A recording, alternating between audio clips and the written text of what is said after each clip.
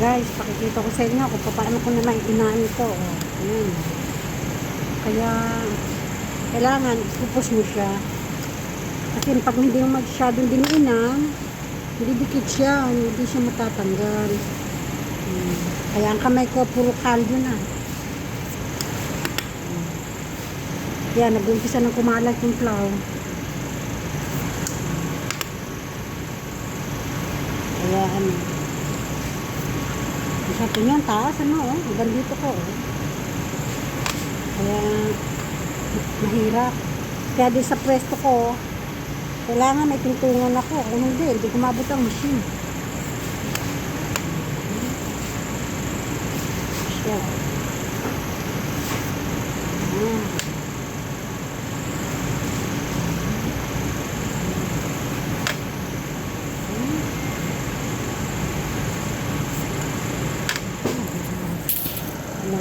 Alam ko guys, naguguluhan kayo sa ginagawa ko. Ginagawa ko. Alam niyo, marami pa akong gagawin. Super. Kaya pag ito ang trabaho mo, kung may problema ka, hindi mo maiisip eh.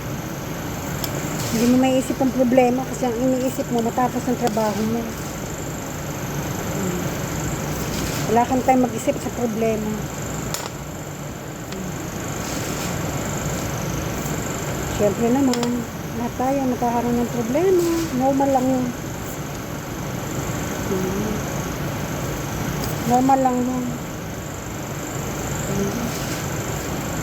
Meron nga akong isang pinuproblema. Naku, Diyos me.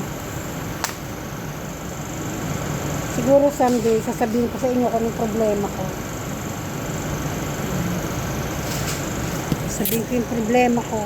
Ay, nako. Pero hindi naman problemang family.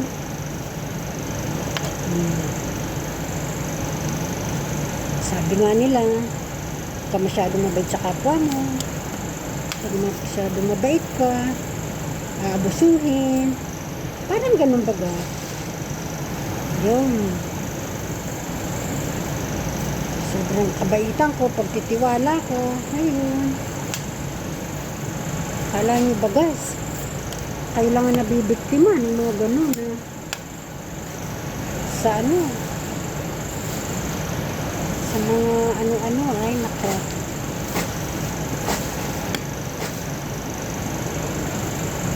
Kaya masyadong mabait sa kapwa. Nako. Pagka minsan, i-mention ko pag okay na asar talaga. Pag okay na asar talaga. Doon sa taong kiniinisan ko, ay nako. Nakikinig ang aking social.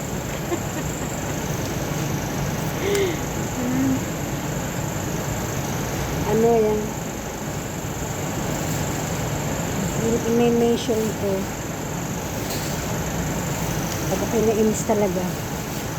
Kasi, sabi nila, kahit anong bait mo at pag inabuso ka, lumalabas din ng ano, hindi naman ako ano,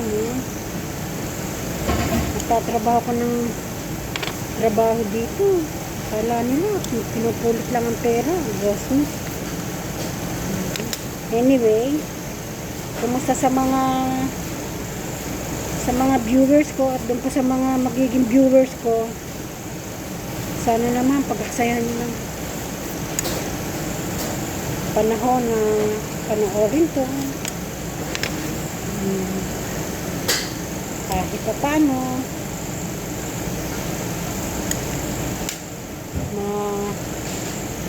makita nyo kung anong ginagawa ko dito sa aking trabaho. Kala nyo madaling gawin to. Mahirap to, no? Mahirap gawin to. Good morning, Jerry. Dumating na yung manager. Dumating na yung manager namin. Mamaya, dadating na. Pa-isa-isa na magdadating na. Bait yan.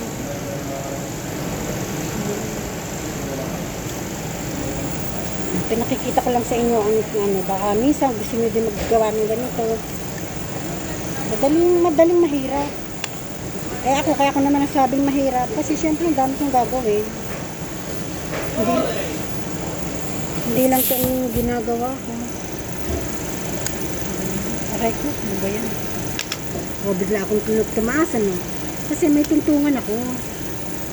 Hindi ako pwedeng hindi tutungtong.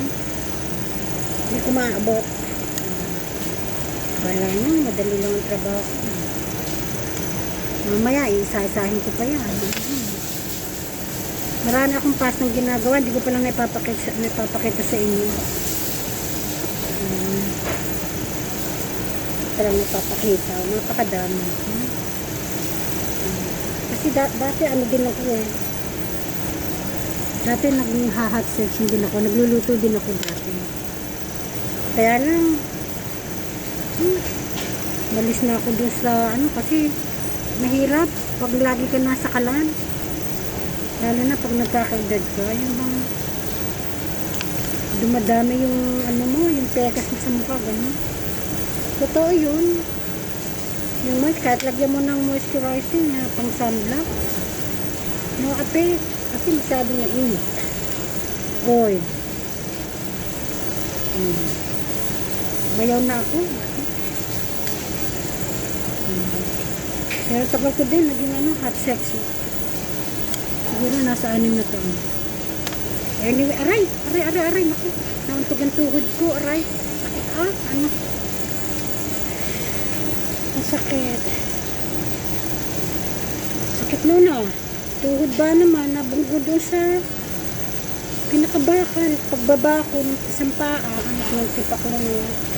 Sakit, para bang yung pag nauuntog yung ganito, minsan nauuntog yung ganito natin, ang sakit. Parang ganun sa tuhod ko. Ayan, sakit.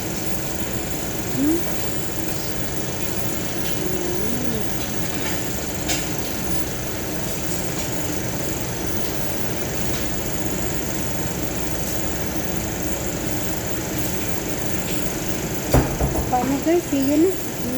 Bibilisan ko natin trabaho ko. Kasi isa nang dumadating mga kasama ko eh. I love you guys. See you.